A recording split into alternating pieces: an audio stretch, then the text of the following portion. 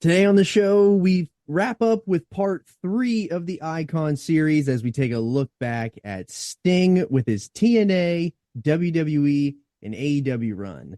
And the Podski starts now. The Podski with John Baker. For over 1 year, the revolutionary force in audio entertainment.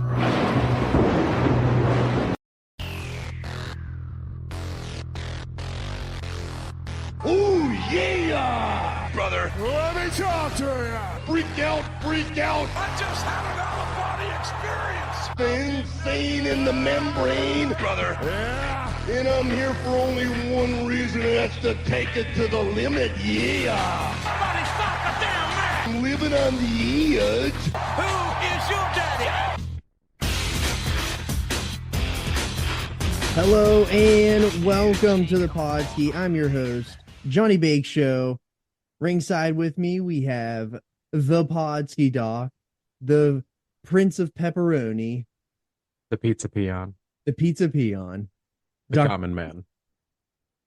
what is going on? Not much, man. Not much. We're rounding the corner onto spring break around my parts, and I am looking forward to the week off. So I am I sure. will have a that. buttload of grading to do. So your gimmick's not fully over for that week. No, God, no.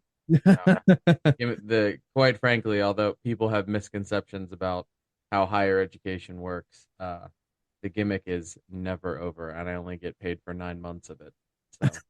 So, yeah. That is rough ski, but yeah, so if you're following along here on the Podski, we did the part one and part two of Sting. So if you're just catching us here on this episode, you can go back and listen to those in the archives. They'll be on YouTube. They're on everywhere you get your podcast. They are you'll find them there. We also have recently we did the Podski 100 last week. We did 30 through 21. So if you were just catching that as well, if you're interested in that, all of those are in the archives as well. We did the first NXT show as well. So that is a really good one. That is not the first NXT show. That is the first takeover that was on the WWE Network when the WWE Network launched. So that was a fun listen as well. We also have WrestleMania 20 coming up. We also have a lot of WrestleMania stuff that we got coming our way because JC is going to be on the trek to WrestleMania with us this year, and it's going to be a good time. Looking forward to it. I'm going to be in belt hell. I'm going to be in social anxiety hell. Can't wait to be surrounded by people. That's going to be great. But it's going to be great. It's going to be a good time. I have not watched all of Elimination Chamber yet. We're recording the day after Elimination Chamber. Yeah. So I got through the women's match and needed to go to bed. So. Yeah, we're recording the day after Elimination Chamber, so yeah, I haven't seen Elimination Chamber either. I'm sure we'll talk about it. So if you want to hear our thoughts about it, you can catch it on that Podski 100, the 30 through 21 episode. I'm sure we'll talk about it there, and we'll get started. We got Sting, man. We're talking. This is wrapping up here. This Sunday, we have Sting's retirement match. It is going to be a part of AEW Revolution, and it is a little bittersweet for you. I know that much. It's kind of something that you've been dreading since he made his way back, and we're going to talk about his AEW run, but what do you think about his last match going forward here against the Bucks of Youth? I mean, I'm fine with it being the Bucks. I think they've put together enough of a storyline with what they've presented so far that it's good. You know, I don't have a problem with it. I think they'll do it in a respectful and big way as to what'll happen. Because if we've learned anything over the last 4 years, and Sting showed up December 2nd, 2020, so it's not been 4 years yet. It's been 3 years and some change. Yeah. We learned that Tony Khan does respect the hell out of Sting, and that Sting doesn't let himself get put into less than situations. So I expect that it will be, a good match. It'll be respectful. It'll be fitting. I suspect they're not going up. Um, I suspect the Young Bucks are gonna get a third title reign, fourth title reign, whatever it is. Yeah, that's what Um, I'm assuming too. Always go out on your back. yeah, yeah, and he's that kind of guy. Although I think fans would prefer he just retires with the title, and vacates it, but whatever. I'd agree too. Yeah. Um, I like what the Young Bucks are doing with this gimmick. I mean, it's a little cheesy, but aren't they all at the end of the day? Um, so I like it. I think it's going to be good. I thought he cut a hell of a promo um, last week on Dynamite about his dad dying, and this is it. Everything he's got left in the tank, it's coming out. And the one thing that I don't know how I feel is what he's going to do post retirement. Hmm. Like some of the merchandising stuff, like Pro Wrestling Tees, they were trying to sell their crate, and it said the last ever Sting shirt. And I'm like, so he's not going to do any merchandising deals, no Legends deals, I'm assuming he would go like WWE Legends deal, I would assume. like you would think. I mean, selfishly, yes, I want those Ultimates, Very selfishly. um, incredibly, and it sucks, but like, what if we don't get that Blade Runner Sting that's supposed to come out? I'm sure that if he would ever get that, if he's gonna get that some type of Legends deal with WWE again, they're gonna exhaust all options on every single Ultimate Sting you could possibly get. Right, and I'm sure that they'll do him and Dickface, and maybe that's when they'll actually do Blade Runners. Mm-hmm. But I don't know. He's had such a good run in AEW, and he's been good to them. They've been good to him. I was hoping they would sign a merch deal with him, and maybe he'd show up occasionally. Mm-hmm. Like, not for any kind of wrestling, but just like, hey, they need somebody to be a judge for something, or Right. No, Darby needs saved for something, or come down, smack a motherfucker with a bat, yeah. and call it good. But I don't know.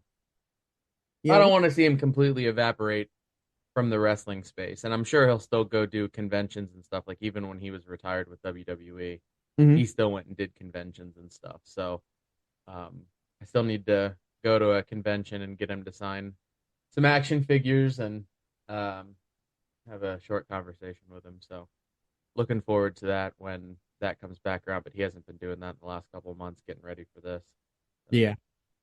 So yes. So we got the this is part 3 today. This is going to be the TNA, the WWE, and the AEW run. And so if you haven't listened to those yet, you can go back and catch us in the archives here on the channel or on the podcast feed. You can catch it wherever you get your podcasts. They're all there.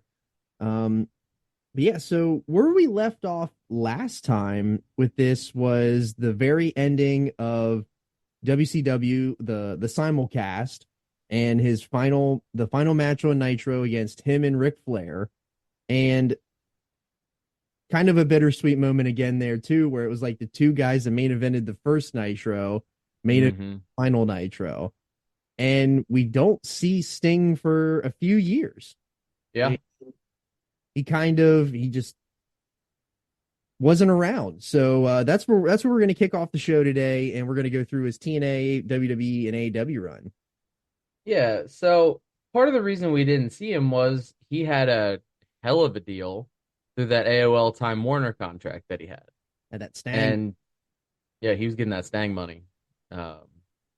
So why go work and beat yourself up if you're getting paid? You know what I mean? Agreed. Would you do that? So he wasn't in a position to need to work and get over and continue to get over where like a DDP or a Booker T or some of those guys who went during the invasion, he was already solidified in a lot of different ways, so he didn't need to. Plus, the way that they took those guys too, he saw that and he was like, right. Why would I do that? Like Booker T was a job guy. I mean, now granted, later in the run, he became he became a bit of a guy and a major player and a champion. But guys like DDP, he was a stalker. He stalked Undertaker's wife, Yeah. and like not good stuff. And DDP was the probably the biggest legit star outside of Hogan and Nash and Hall, outside the NWO and Flair that went there. They who were established stars. I mean, it's not like they did great things either outside of Hogan. Right, right. And that was kind of the thing too. Like the way they booked the NWO was herky jerky. Fair. And so he saw all that and was like, why the hell would I want to go do this? And that's part of the impetus for signing with TNA. Um, and we can get into it. His first kind of run, he started out at the first year anniversary of TNA, and he was supposed to be like a mystery guy to be a partner with Jeff Jarrett. That was 2003. Yes, 2003. So he ended up coming out being the mystery partner for Double J, against what do I have it here? Against AJ Styles and X Pac. Hell of a match up there. Yeah, that's main event anywhere. Yeah, any fairground in the country. I have a note here that this was only for originally supposed to be for 4 dates. Yeah, Like, yeah, it was supposed to be a very short run, yeah. and that's why he showed up. And then they had a title match with Jarrett that he won by DQ, so that he would stay, clean, but it was a fucked finish. Hmm. Then he had another tag, and this one was interesting. At this point, he had, I guess the tables had flipped on the booking and who was a baby and who was a heel. And Lord knows Jarrett can't ever be a babyface. So it ended up being Sting and Styles versus Jarrett and Luger. So that was match number 3. And then his last one was a non-title win versus Jarrett. So that was his sort of like introduction into TNA at this point. He wasn't a full-time contracted kind of guy. It was for limited dates. I guess he was just kind of testing the water to see how it would go, and what it was like. So he had some more sporadic appearances in '04. I guess he thought it was good. And then he returned at Turning Point '05 to set up a match with Double J at Final Resolution. And then again, they went with a weird tag team match for this. Yeah. It ended up being a tag with Sting and Christian, and then JJ and Monty Brown. Yeah. Interesting. An interesting tag match, to say the least. Yeah. Now, I admittedly, I have not seen all of the TNA stuff because I was fully way out in that era. But when you go back and watch them, man, are they a time capsule of the time. Mm-hmm. They are such a time capsule. It's like I shouldn't say weird. It's that transition generation after the Attitude Era, who are like now in the modern context, they're the grizzled vets. Yeah.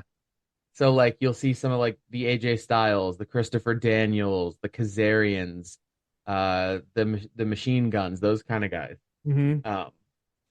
And now they're the vets. So it's just weird because like if you stepped away during that early 2000s era, you're like you missed their careers, which sucks, right?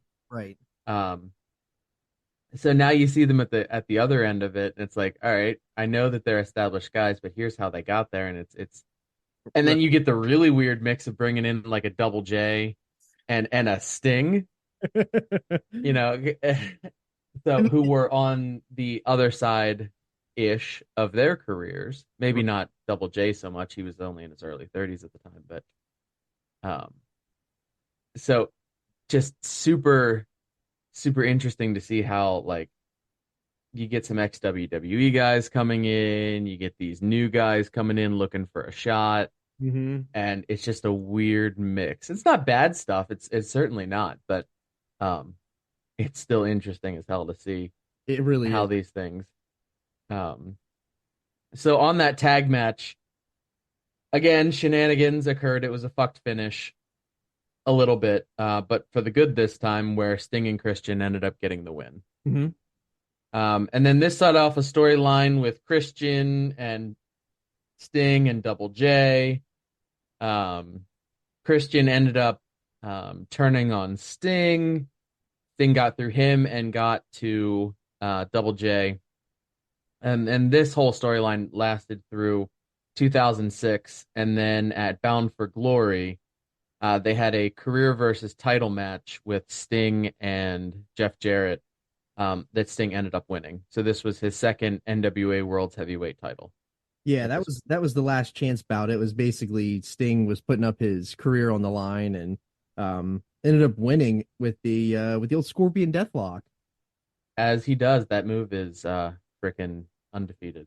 Also interesting gear for this show. Did not go Yes. singlet top, just had the pants. Interesting. Yeah. Yeah, and it was red and black, but it wasn't like Wolfpack style. Yeah, He had some really interesting looks in TNA.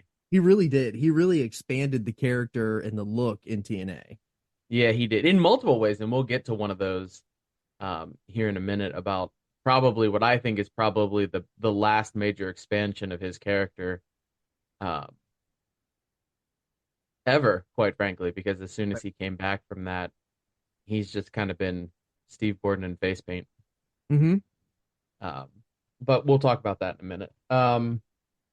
So he wins, and then for '07 and '08, he's feuding with top end guys, main event guys. So he's clearly set up in the main event. He's established. He's on TV. He is a top guy as he should be.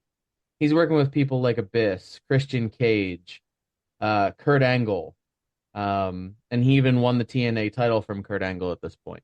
Right. In this '07, '08 era. And I should note that all of these runs that I'm talking about are fairly abbreviated. For deeper dives on these sorts of things, we wanted to keep this to about an hour. Right. So like, I mean, you can do an hour on Joker Sting alone. Yeah. Um, Yeah. so these are abbreviated, so please see other media sources for more in-depth discussions. So at this point, around '08, people are thinking, all right, he's getting long in the tooth now. He's, you know, um, I getting a mean, little think about it older. really, because we're around the 2008-ish era, and it's Yeah. like he had been technically a baby face for like nearly a decade at this point. Like Yeah. it's time to spice it up a little bit, change up the character a little bit. And I mean, quite frankly, there is hardly ever a point where he's not received as a babyface. Like, even that weird WCW run where they tried to make him a heel, they still loved him. Right. Like, he's never a heel. No, he had that Stone Cold effect. Like people did not want to boo Sting. No, nobody wants to boo Sting. Whether that was Surfer Sting, Crow Sting, Joker Sting, Today Sting, Old Man Jumping Off a Shit Sting. Like, everybody loves Sting. Right.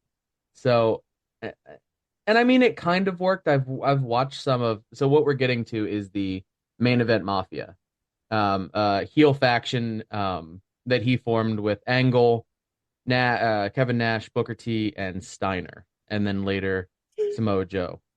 Man, think about like sitting in think about being in a locker room with all like five of them and just Hmm. listening to the stories. Like if you're just a Oh fly my God. for that, like how crazy was that? Like the dichotomy of all of them together in a Yeah. group is really, really interesting. Because you got to think like Angle, Nash, and Sting are probably pretty low key. Yeah. Booker can be a little bombastic at times, but I feel like he's pretty well normal. And then you get to Steiner. He's all over. And he's probably just telling some kind of cocaine fueled fever dream. Well, now let's be honest. This is probably Kurt Angle around the time Kurt Angle was probably. Well, this is Perk Angle. So Um, so yeah. maybe he wasn't around as much.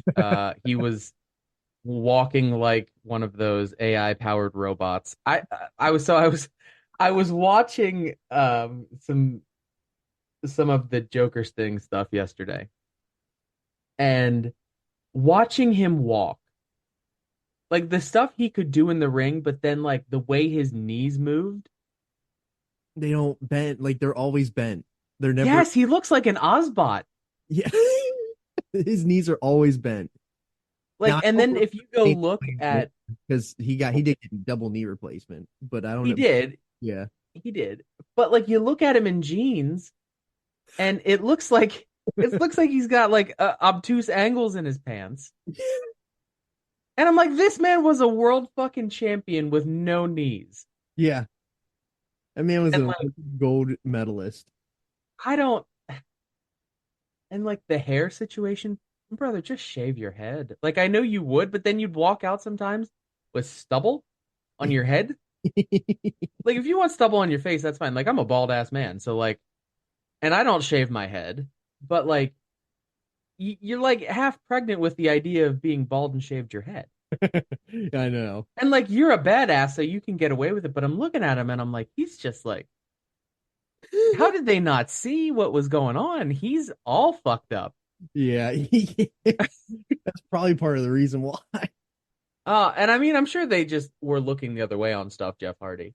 Yeah. So I'm sure it's not, I'm not sure they were testing real hard, but like, but you look at it, like, how do you miss it on TV? Yeah. Yeah, I know. I felt so bad. And then like everybody's wearing an affliction shirt and like washed, like stonewashed jeans. When we talk about like when we're doing these 2004 shows too, and we're talking about Josh Matthews being a time capsule for 2004, TNA is the ultimate time capsule of like 2008 to 2012. It is Yes. affliction shirts, it's crosses on the back part of your jeans. It's Yes, but I was gonna say bedazzled jeans. yeah, but Yes. jeans, like it is a rough With era. loafers with no tie, with no laces in them. Yes, loafers, no laces. Like it is a woo. It is a time capsule. If you take a trip down memory lane with TNA and Sting and all this stuff, like you're gonna see some stuff that you're gonna be like, wow, that can stay in 2011. There's a part during the Joker Sting run where it's a contract signing between him and Angle. And this is peak TNA. Angle's standing there, kind of, based on his knee geometry, in what looks like upper class New Balance of some sort that look too big for him. He's got the jeans, the Affliction style stonewash dad jeans Yeah. with the permanent bend in the knee. It's like they pressed that in for him. And then he's wearing a cut off shirt with his skinny ass arms. And then he's all neck and head coming out of it with stubble. Yeah, And then, all atrophied up. right, he's falling apart. Hence the perks. And then you got Sting on the other side of this bitch, who doesn't know what the fuck he's doing. I don't know what happened on this particular day, Steve, but goddamn. So he's got the standard uniform of all late 40s males. He's Yeah. got a long Affliction style button down t-shirt or button down shirt with some bedazzling on the back and sides. It's black. He's got the jeans. Yes. He's got, I think, loafers. And here's the killer for me. Okay, so like that's fine. He's got sunglasses on. Totally normal. I didn't feel like putting the gimmick on today, brother. Sting, right? He did that a lot in TNA too, where he didn't He paint. did, and that's fine. But in this particular instance, he had full face paint on and the glasses. And he's got the mechanics gloves on too. What are, he doubled the gimmick. He did. He doubled it. It was Sting squared. And he completely dropped the Joker gimmick for this. Yeah. Like, it was just one of those times where he was supposed to be back to normal and he's having the confrontation and he's saying how much he appreciates Kurt Angle and how much of a badass he is, and he's putting him over like a baby face should. Because it was kind of like a weird double baby for that. And then Angle turned on him and healed and whatever. But it was just, I was just like, Steve, did you look in the mirror before you walked outside?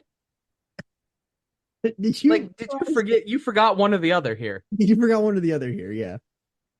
So like, just come out in the sequence. Like, did he think he had the robe and his gear already? Like, he think he had it with him and then he didn't, so he gimmicked up and then I, realized that he didn't and didn't want to take it off?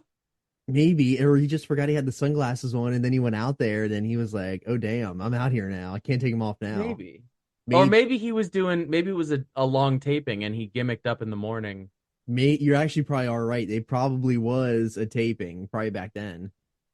Yeah. Anyway, so we went completely off topic about terrible time capsule and Sting double stinging it up. Um, Weird. so Sting squared. Back to the main event Mafia. So for a time, and he was kind of like half in, half out with this.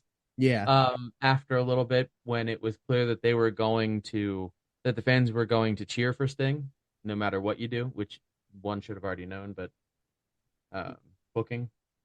So the main event Mafia was feuding with the faction of young guys called the TNA Frontline. So hmm this was a lot of the young stalwarts at the time. AJ, Samoa Joe was in it, but then he turned and became part of the main event Mafia as like their young guy, like their next yeah. guy.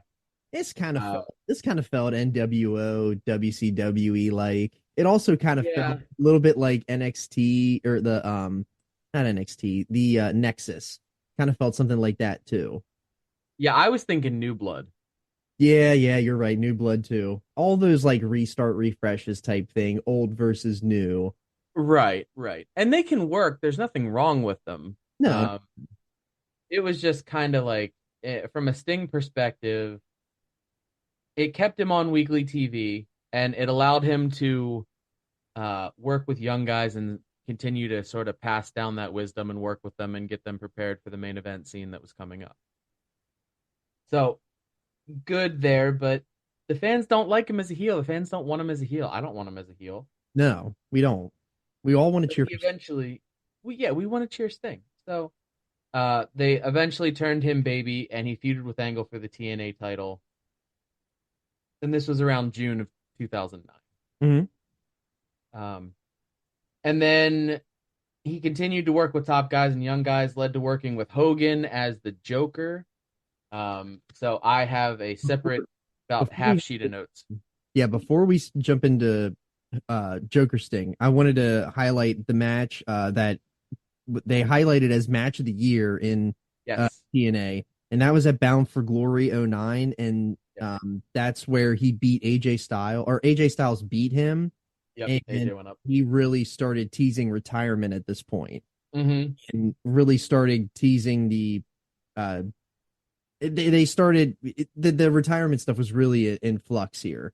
And Yeah. then So that was in he 2009. And it's 2024, and he's still not retired. right, right.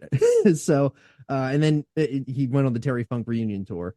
Uh but now he's as they jump through the next couple years, he does face Hogan and Samoa Joe, and then he does form this Joker character. Yeah. And so it kind of starts with this getting a title match with Anderson. So they kind of start this off in um, Hogan and Bischoff have taken power of over TNA um, from kayfabe Yeah. um, from Dixie Carter, and Sting has always been a Dixie Carter guy. Carter has always been great to Sting publicly, privately. Um, so, but Hogan and Bischoff are the heel authority. So I guess if I remember correctly, Sting gets screwed in a match with Ken Kennedy for the or Ken Anderson for the TNA title. hmm Um, and he's getting a rematch, and they start with Hogan assuring Sting that he's going to get the title match and blah blah blah, and then Sting asks if the real Hulk Hogan is back. Um, and it's kind of like, what the hell do you mean, Orton? Like, what's going on here? I'm standing here, kind of. My knees don't work. My hips are shot. I'm bald as fuck, but I'm sitting here in a desk calling you brother. I am Um, real American. Starts. My knees don't work for fucking shit. My bandana fell off and it's all askew. Um, so ultimately, this angle, that's pretty good. Ultimately, this angle is designed to take down the heel authority team, um, give the company back to Dixie in kayfabe, Mhm. and bring Hogan back face. So he's brother. So you can tell who's in charge of this creative. Um, so Hogan and Bischoff and their the heel faction team Immortal. Um, they took control of the company, took it away from Dixie. Blah blah blah. Sting is working to get it back. So part of what he feels he needs is the TNA title to start doing that. But so he's not only trying to get the company back for Dixie, but he's also trying to get the real American red and yellow Hulkster, Hulk still rules, Hogan back. Okay, so in the first couple vignettes or appearances of what would become Joker Sting, he's attacking people and face painting. So he starts out with Hogan and he's spreading face paint all over his face that he would normally put on. And he's saying about, this is your facade. Let me help you put your facade on, Mhm. sort of thing. The next week he does it to Bischoff after he hits him after Bischoff calls him out for attacking Hogan. Yep. Um, so from there, this is like the beginning of the psychotic break Right. of what they're calling a this escalates into the full version of the Joker Sting, where he's got these manic mannerisms, he's got the new paint, the manic behavior, and it's supposed to be modeled after Heath Ledger's Joker. So he's got those ups and downs, those really happy to the really low and scary. It's Mhm. supposed to be something like that. So for me, I know a lot of people don't like this era of Sting because of, and rightfully so, there's some critique of his portrayal of mental health challenges and it being sort of fun and fantasized and not accurate and making it seem like a joke. Yeah.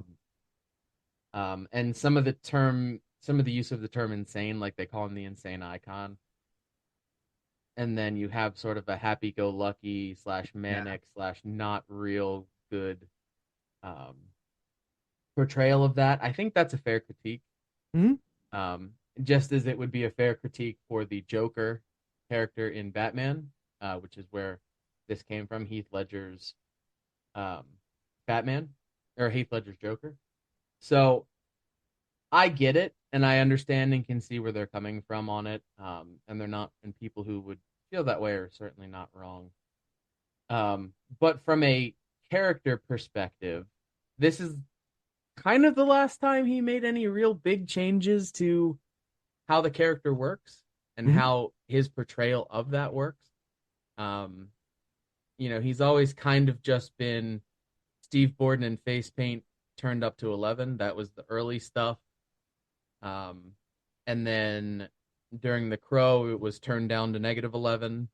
Um, and then kind of after that, after he came back and the NWO and stuff, it was again Steve Borden in face paint being bombastic, and that was kind of what this was too, up until the Joker. Um, so I personally liked it. I understand the critique of it, um, but I find it to be entertaining, um, even in the context of being someone who has mental health challenges and knowing a lot of people who do, and we know better now, so we do better. But um, I think this is some of his best character work in the context of pro wrestling.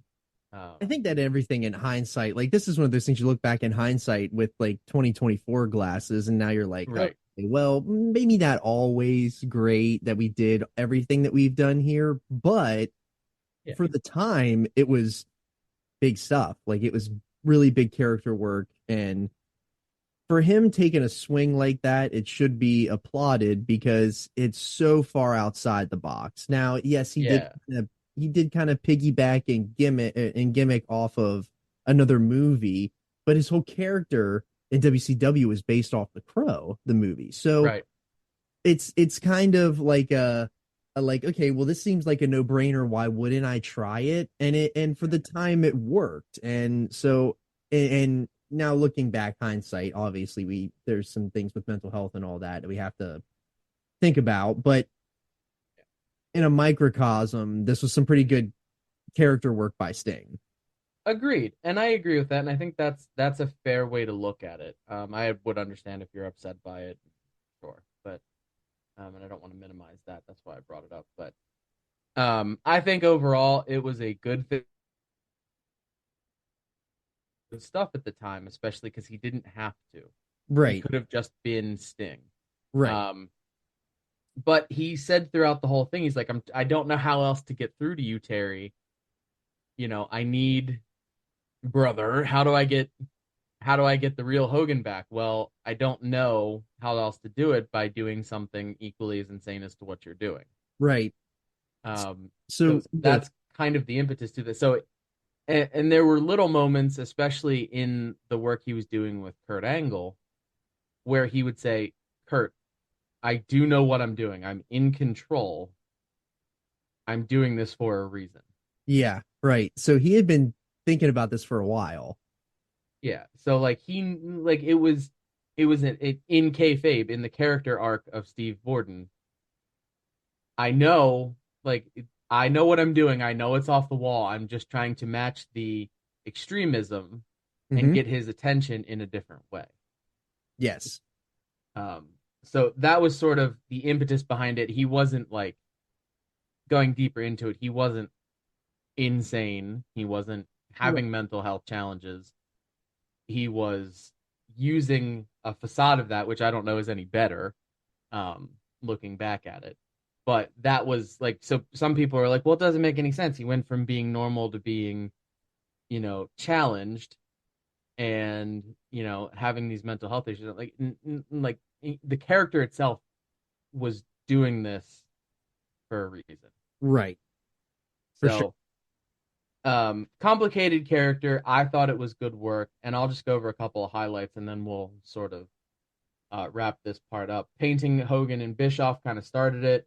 Attacking Hogan and feeding him vitamins after getting screwed for the title by Bischoff early on. Which is The promo, the poker table promo with the clowns. He wins the world heavyweight title. The work with Kurt we talked about. Mhm. Um, Pretending to be the network executive and getting what he wanted out of the show that night and having the bird come up and scare the bejesus out of Bischoff. Yeah. Hilarious. Yeah. Um, the whole thing working with Flair. Hmm. Flair should have just not been working. No. And he got shoot angry during some of those promos. And you can tell Steve is like, Rick, I need you to calm down right now. You're at a 14, and I'm wearing face paint. Pretending to be a guy, pretending to be another guy who's pretending to be mentally health challenged. Yeah. I'm gonna need you to go ahead and chill. Yeah. Classic. Um, yeah. And then ultimately having that god awful match with Hogan. Um, and then Hogan Hoganing up and he bladed. So he was literally red and yellow because his hair. And the blood. But Hogan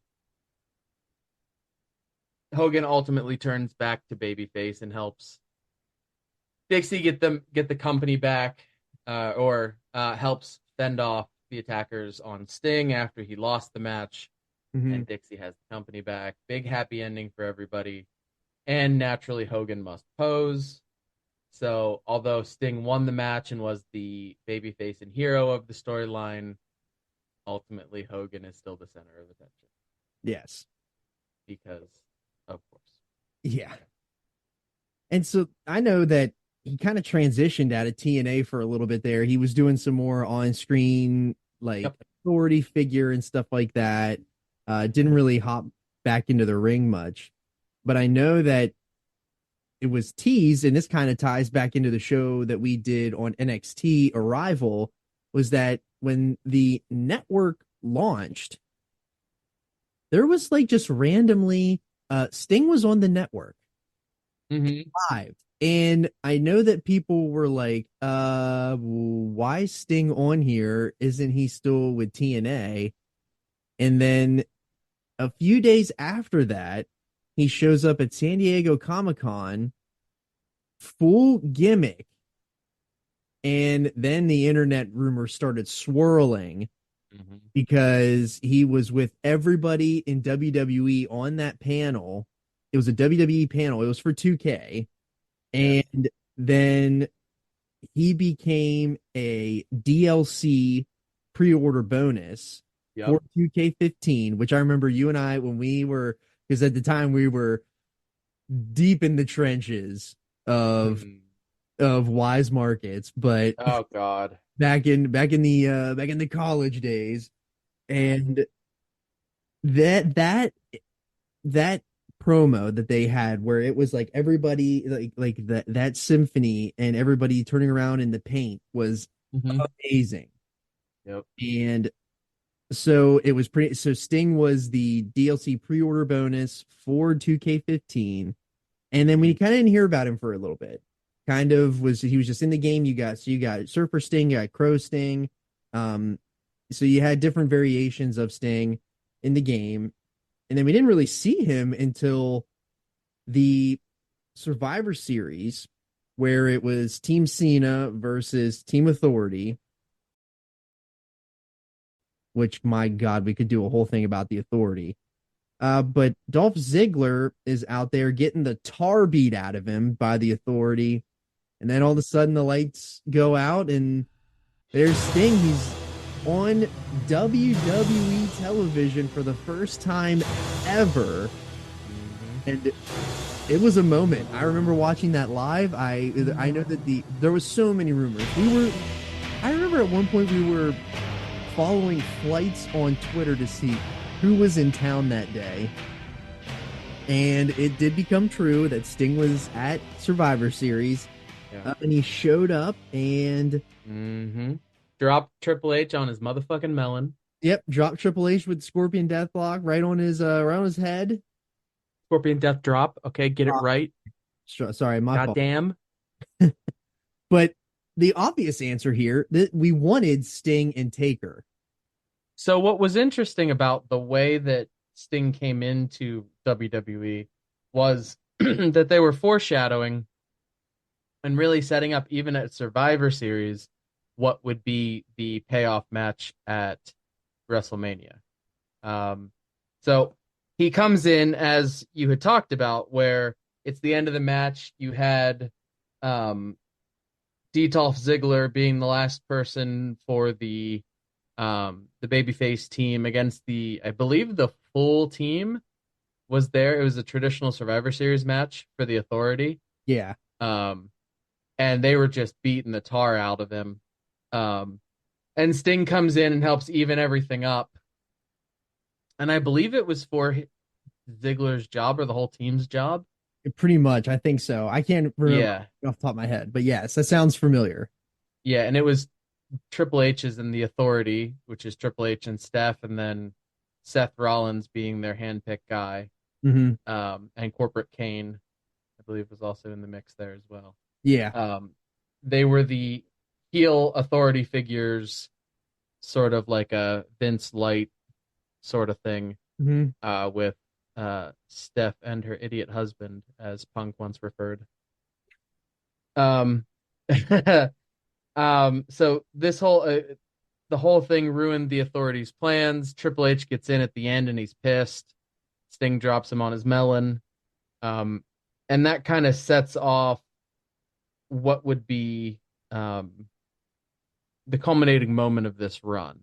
Mm-hmm. So the run itself is centered around Sting being the last holdout from WCW and coming in and trying to sort of like a weird mix of the Crow gimmick where he's a vigilante, which is what they called him, but he was never really a vigilante. He was actually just the protector of WCW and the spirit of it and like the specter of it.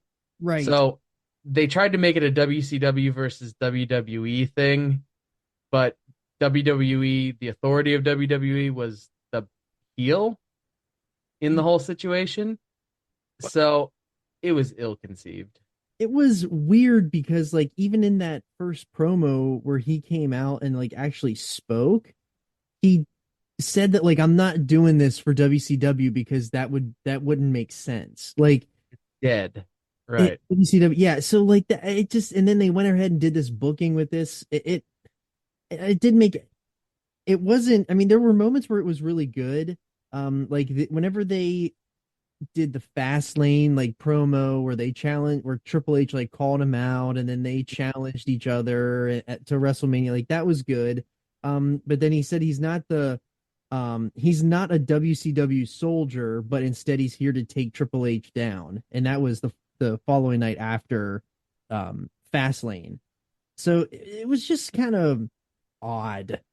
And then, Yeah, they didn't know what to do with him clearly. yeah. And the easy answer would have been, why do we not do something? Why do we not do Sting and Taker? That's the obvious answer. And for Yeah. some reason, Vince felt that they were too old to have a match together, which For as long as they both continued to go on after this, history has shown that that is not the case. they would have been just fine. It would have been fine. It didn't need to be a 15-star flip show at the Tokyo Dome.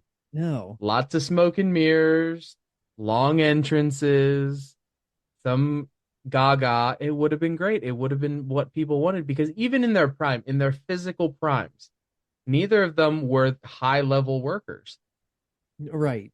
They And did the psychology, they had the look. It was about the excitement and the mystique. It was never about the work. no.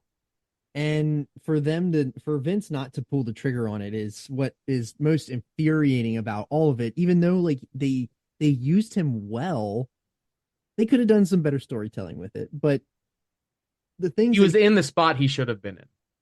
right, and they did a lot of teases with him and Triple H where Triple H would call him out, and then there was like a fake Sting in the ring that and they did the ones in the crowd, and so like there were good moments and good ways that they did tie in some things that were really good in the moment, but the overarching thing here is that why is it Sting? Why are we kicking the tires on the same thing that Sting had always done? Like why don't we give him something fresh? And like they go to that match at WrestleMania 31, which personally I felt is one of the best WrestleManias in the last decade. Mhm. And this match had a lot of glitz and glamour. It had really big entrances. I'd say personally, the only thing holding one of the only thing visually holding the match back was the fact that they did it during the daytime, and that's not their fault. I mean, they did it on the West Coast, but if they would have held that match off until nighttime, I felt like it would have looked really good. And especially the later in that night, they did Undertaker his entrance. I mean, it's not like Undertaker wasn't at WrestleMania. He was there. He faced Bray Wyatt. And like I think we could all say we probably much would have rather seen Sting versus Undertaker than Undertaker and Bray Wyatt. And that the sun the daylight took away the mystique in and like the real Sting feeling away from it. And then what they did at the end with including DX and NWO made no sense. And then, Literally no sense whatsoever.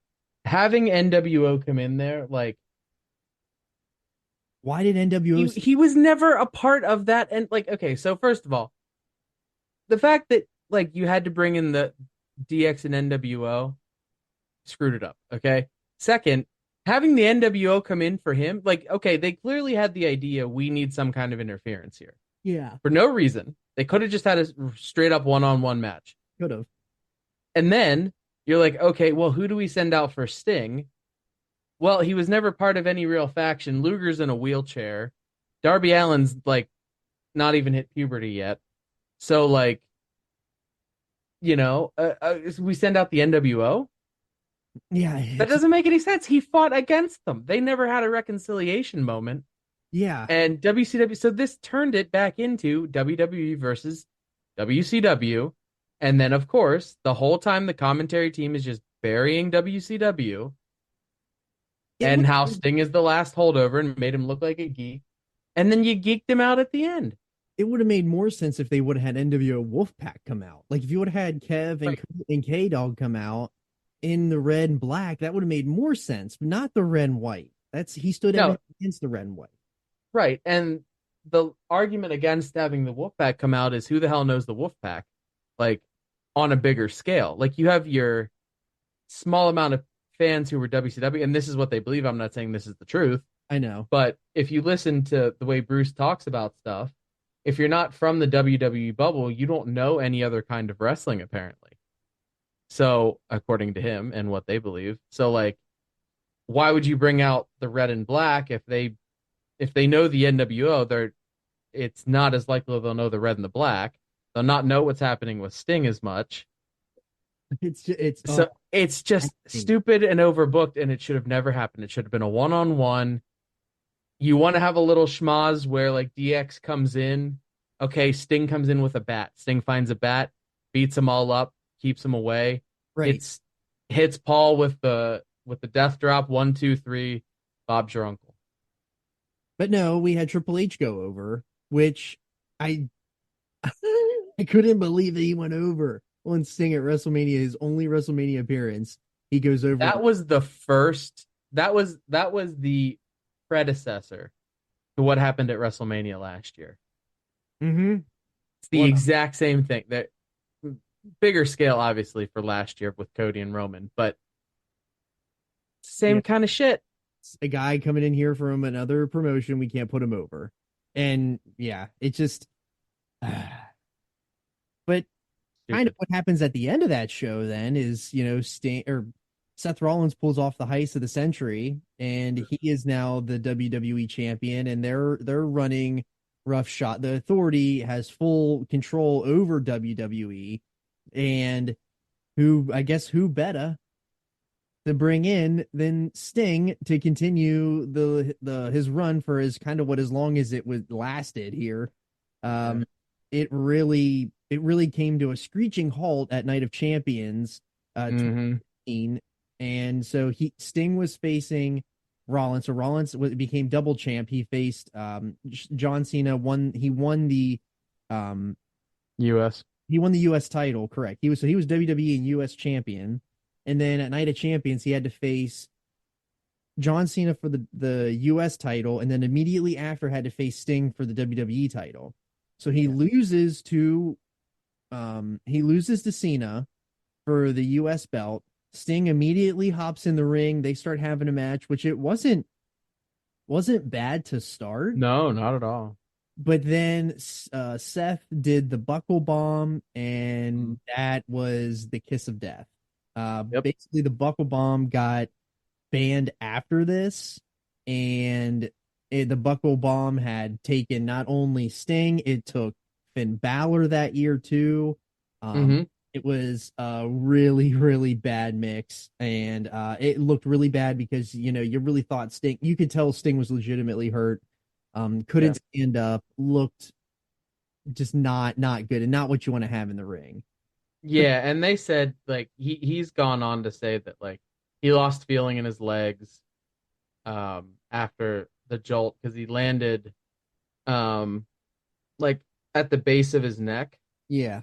Where it hit. Lost feeling in his legs, and that was the big thing. They turned to jelly, and then he tried to continue the match, and he still didn't. He started to get it back a little bit, but he didn't have enough to keep going. And then luckily it was just like a stinger or something like that. Yeah, he was diagnosed with spinal stenosis. Same thing that Austin and Edge have all endured in their careers. So Edge still going, obviously, as Adam Copeland in AEW, but it was pretty scary given Sting's age at this point. So once they got him kind of stabilized and ready to go. He ended up retiring, unfortunately. Mhm. Um, and then in 2016, he goes into the Hall of Fame. And in this time, he's working on a WWE Legends deal. Mhm. So they're making merchandise, action figures, that sort of stuff. He's working occasionally as an ambassador for them at events. Um, And then I'm COVID hits. of yes, 2019, 2020, especially 2020. Yeah, and so Um, COVID hits, and they do obviously they have WrestleMania 36, and that's the one that was all in the Performance Center, and they do that Boneyard match. yep, yep. And And that's where Sting sees an opportunity. yes, so Sting sees this opportunity to go to Vince and pitch the idea to do Sting and Taker. And Vince shuts it down again for some reason. How many times has Vince shut things down that we really want, though? Like, that would have been And the it could have been. out. It could have been. I mean, they made it work with AJ. And yes, AJ is obviously a world-class worker at that point still. Mhm. Um, and there's a lot of smoke and mirrors, but it still went off really well. And if there's any company that can make a miniature movie, It's um, it's them. And it could have worked. They could have done it. And that's part of what the frustration was with Sting and WWE, and that's why he ended up leaving. mhm. And then, so there was a little bit of will he, won't he? Maybe he goes to AEW. Maybe he's just trying to force their hand Mhm. into something. And then I remember this very vividly. I don't get excited about a whole lot of things. Thank you, generational trauma. Um, but when it was coming out that he was going to be at Dynamite, I Yeah, was already a big AEW guy at this point. even I Um, was at that point. yeah, we watched it all the time. I mean, I still watch it every week, but um, I remember this and being like, if he shows up, it's gonna be huge, Mhm. right? My favorite wrestler growing up as a kid on the promotion that I like to watch. Finally, he's gonna be able to do. I don't even care if he doesn't wrestle. Yeah, Just to be on TV, to be a character, to be working would be amazing. right. And the rumors were the rumors, they were going around. And then during the show, they are Cody and Arn and Darby. And everybody thought, well, okay, if he's coming in and he's gonna get put with someone, it's either he's gonna work against Cody or he's gonna work with Darby. Mhm. And he comes out, and it's the show was Winter is Coming. That was the first Winter is Coming. Yep, that was Um, December 2nd, 2020. yep, December 2nd, 2020. And they had a big uh I guess it would have been a tag match. Yeah, it was Um a tag match against Team Taz. yeah, with Team Taz. And they are beating the snot out of Darby and Cody. Mhm. Because I think that at this point, this is before Darby became TNT champion. Cody was TNT champion, but they were kind of working They were kind of parallel working and together, near each other. Yeah. because Darby was going to end up winning that belt. Yeah, Anyway. you knew it. Yeah. Which is what happened. But um they're getting the snot beat out of them after a match. Lights go out. They start playing the music that we now know is Sting's music. Yeah. And fake snow in Jacksonville, which I guess is akin to like Kane's fire. Yeah. Um, but anyway, Such an awesome. So they have um, the snow going, lights go off, lights go on, and they're on the screen showing a little graphic, and then it's a Sting logo, Mhm. and then the name. Yeah. And I lost my fucking mind. I did too. I just remember that was just like Oh, so crazy. It's just like it wasn't like a random Wednesday night. It was a big show. They kept saying winter is coming, and then winter finally came yeah. with Sting, and it was a really big moment. He struts out to the ring, does the stare with Cody while he's holding the bat, does the stare with Darby, doesn't say a word, just does Sting things, and it was just Yeah. so well done. Yes, I it know was. It was. personally for myself, I didn't. Obviously, the easy answer here, he was going to work with Darby because Darby had the face paint. He was doing some things that Sting would do, sit in the crowd and the rafters and whatnot. So Yeah. then Sting would end up eventually joining Darby in that. But Yeah.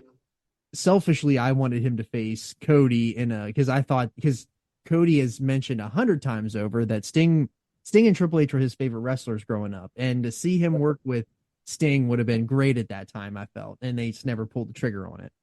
No, and they didn't. And I don't know if Sting didn't want to get in the ring at that point, Yeah, or they didn't want to have Sting and a title rubbing up against each other, maybe it or seems pretty what odd. the deal was.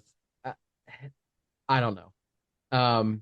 But they came out the next Wednesday, and Cody did the promo, and then Sting came out and talked about how great it was to be there, and he plans on being there a while. But he's not there for him, and he makes a mention or makes an allusion to Darby. Mm-hmm. Um, and then that's kind of where this whole thing kicks off. Right. And they've done a lot. Again, it's to try and recount everything that he's done while he was there would be a lot. There's been a lot of specialty matches, one-offs, That match come they, in and save people. yeah, that match they did in the warehouse, that was a great one.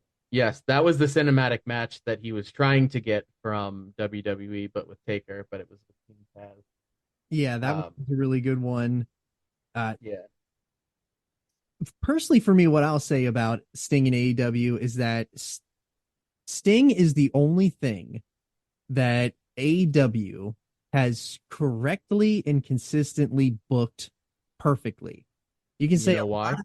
lot, yeah, and you can say lot of things about what AEW has done and about how they've booked and how illogical some of the stuff is or how too long it takes for them to get to the point. But one thing that they've done very consistently and very well is that they have booked Sting very well, and he looks great. I don't think that there's a better thing that AEW has than when Sting no sells something or jumps off something. There's the only two things that like I think of where every time you will get a reaction that blows the roof off the building. Sting has done a job, a masterful job of not doing too much, But doing just enough. but doing enough to be impactful and to draw. Yeah. And and the reason they haven't screwed him up is because he is in charge of his own shit, Well, that too. and that is why. And ultimately, if Sting doesn't want to do something, he's not going to do it, and that's not a bad thing. That's him saying, "This is what I'm going to do. This is what I can do. This makes sense for me," and then them listening. Yeah. So I've loved every minute of Sting in AEW. I've tried to appreciate every minute of it, because I didn't think I was going to get any more. Right. So I've been very grateful for this couple-year run, and I'm really sad to see it coming to an end. And whatever he does next, I hope it is still public-facing, at least to some degree. He still comes out and does, like I talked about at the beginning, comes out and does conventions and things like that, and still gets out in front of fans and is an ambassador and stuff like that. If I can understand if he doesn't want to travel and be on TV anymore consistently, so I get that. But I really hope he does, and we can still get like Sting action figures from somebody. I agree. Sting merch, and he should be around. He can still be around on TV doing something. I guess that's not what he wants to do anymore. Yeah, that's okay. I mean, he's been doing it for a long time. Probably wants to spend time with the wife and all that. So no, and I get it, and he can absolutely do what he wants to do. He's earned that right. He is.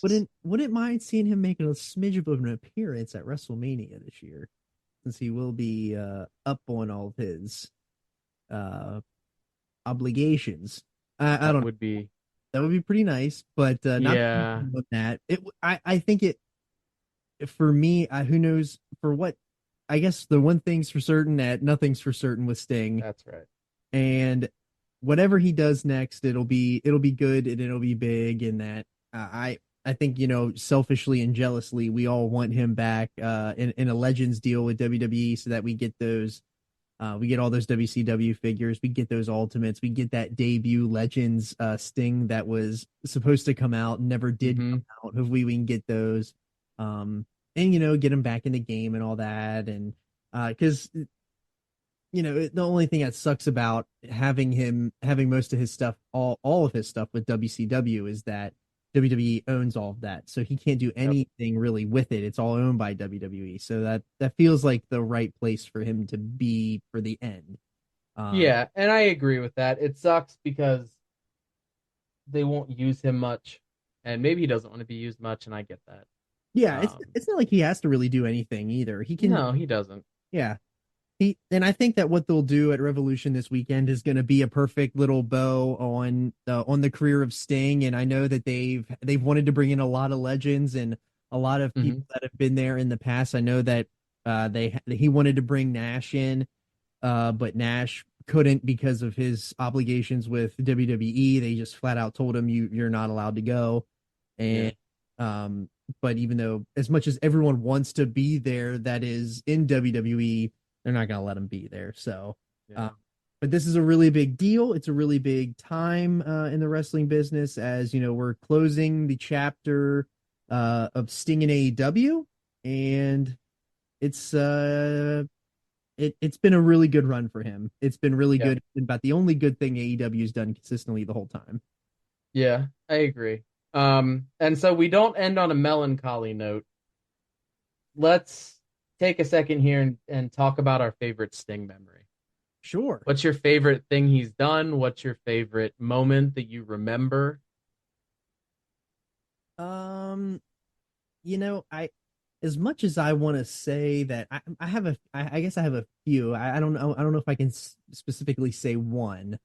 But I really liked when he came back at that Survivor Series and like the little things that they did with like the stings in the crowd, and I really liked his Sting entrance for that Hmm. WrestleMania 31.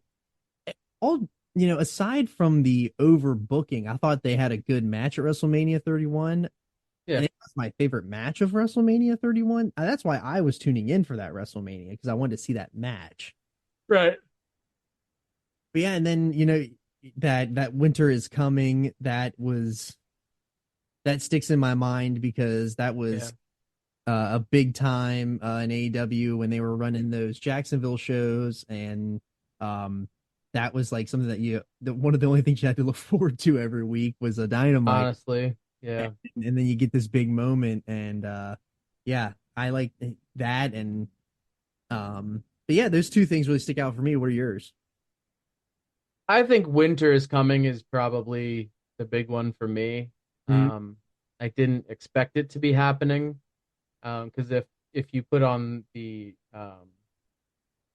memory goggles, the when he first left, there was a lot of chatter about it, and then they were very smart and let the chatter die down.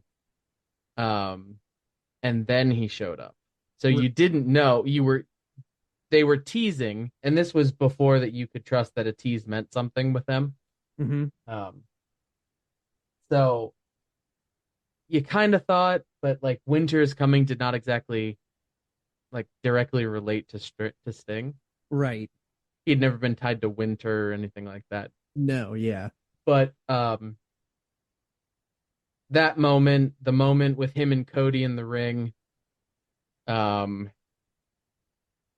a lot of the stuff with Darby, Yeah, he did um, a lot of good stuff with Darby. they they work so well together. Like it was the natural fit and the obvious one, but it has worked so well. And when you listen to Gordon talk about Darby, he Mhm. talks about him with such reverence. Yeah. And just I mean, you could go back. There's a million a million things I've gone and watched about him. The Joker stuff is always entertaining. I know it's a little controversial, but it's always entertaining to go back and watch, Hmm. especially with him and Angle.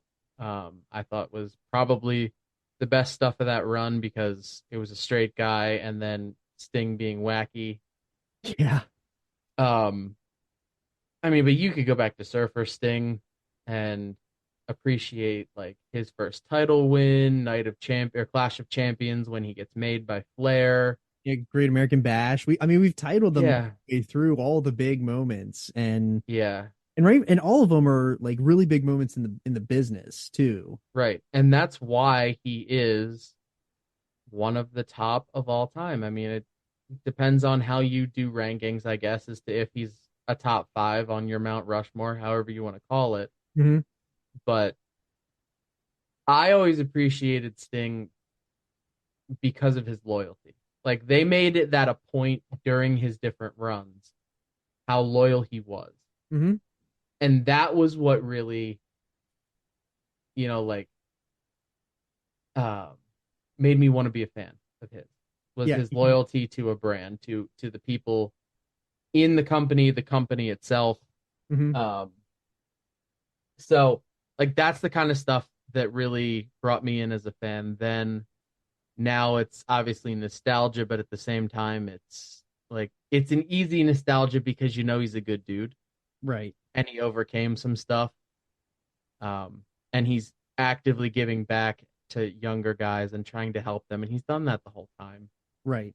Um, so yeah, if I had to narrow down one moment where I've not had that kind of just energy and excitement, it would be when he came back to AEW. But there's so many moments. Yeah, there Um, really is. What about favorite Sting figure? oh, the defining moments one. Yeah, it's literally the best one. It's the best. They and credit where credit's due. The first AEW one Hmm. is another really really great one. Like It they shrunk Steve Borden. They did, yeah, and I think that the that San Diego Comic Con one is a good one too. Yes, it is. That It we both is. have The that one. packaging, yes. The packaging, easiest $100 I ever spent. Yeah, Um, um, the packaging is great.